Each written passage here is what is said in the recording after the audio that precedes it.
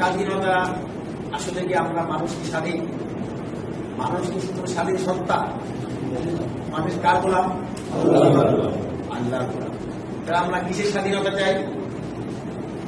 আমরা চাই ওই স্বাধীনতা যে আমরা আল্লাহর গোলামি করতে যেন কোন বাধার সম্মুখীন, আল্লাহর গোলামি পালন করার স্বাধীনতা আমরা চাই। এই স্বাধীনতাই আমাদের কিন্তু বারবার পালন করা হয়েছে।